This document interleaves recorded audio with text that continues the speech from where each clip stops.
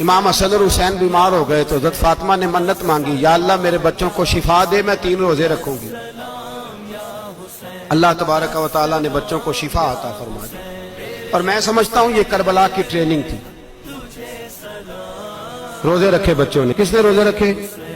بچوں نے۔ کس نے؟ 7-8 سال کی عمریں بچوں کی۔ حضرت علی فرماتے ہیں جب میں نے دیکھا نا میرے بچے بھی روزے سے ہیں تو میں کہیں سے تھوڑے سے جون لایا۔ یہ شہزادے ہیں کائنات کے سب سے بڑے۔ فرماتے ہیں میں نے بی بی پاک کو دیے تو سیدہ پاک نے جون پیسے روٹیاں پکائیں، اور جب عین افطاری کے وقت کھانا سامنے آیا تو دروازے پہ بھکاری آیا۔ عین بڑا بے نیاز ہے اللہ، عجیب رنگ ہے مالک کا۔ عین افطاری کا وقت جب آدمی کہتا ہے کہ فٹافٹ ہو جائے، بھکاری دروازے پہ آیا اور اس نے صدا دی، او میرے رسول کے گھر والوں، کئی دنوں سے روٹی نہیں کھائی۔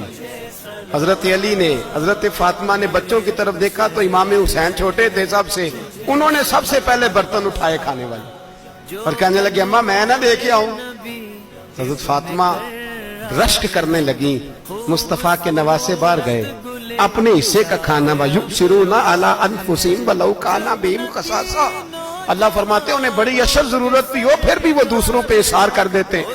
وہ کھانا باہر امام حسین دے آئے، پانی سے روزہ کھولا، کھجورے کھائی، لیٹ گئے، سویرے کھجورے کھائی، روزہ رکھ لیا۔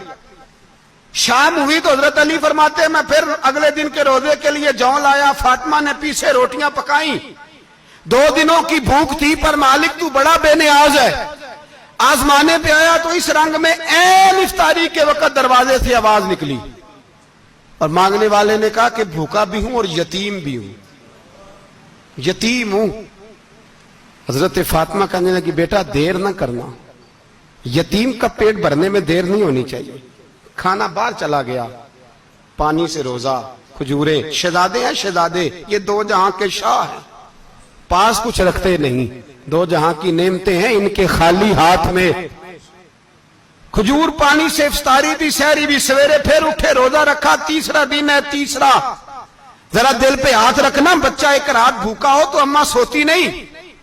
اور میں کہا کرتا ہوں اماں فالج والی ہو نا، فالج والی ماں، فالج زدہ، تو آدھی رات کو اس کا بیٹا جوان کہے تھوڑی بھوک لگی ہوئی تھی تو اماں کو رینگنا بھی پڑے تو وہ رینگ کے بھی جاتی ہے، روٹی پکاتی ہے، کہتے ہیں میرا لال بھوکا نہ سو جائے۔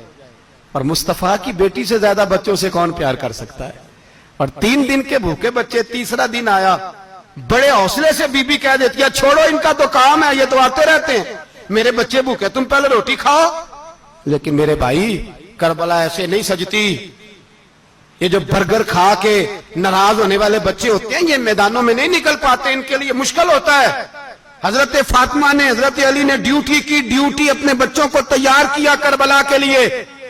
تیسرے دن جب رکھا صاحب نے کھانا تو باہر سے بولنے والا بولا کہا میں مسکین ہوں، لاچار ہوں، گھر بھی کوئی نہیں، کھانا بھی کوئی نہیں۔ امام حسین پھر اٹھے، تیسرے دن کا بھی کھانا دے دیا۔ حضرت علی فرماتے میں بچے پکڑ کے مسجد لے کے گیا، کہیں بھوک سے میرے لال گر نہ جائیں۔ کہتے ہیں ہامتے کامتے تینوں شہزادے مسجد میں داخل جو ہوئے تو بس ہماری قیمت پڑ گئی، مول پڑ گیا ہمارا۔ کہتے ہیں مسجد میں قدم رکھا تو ایسے لگا جیسے نبی پاک ہمارا انتظار کر رہے ہیں۔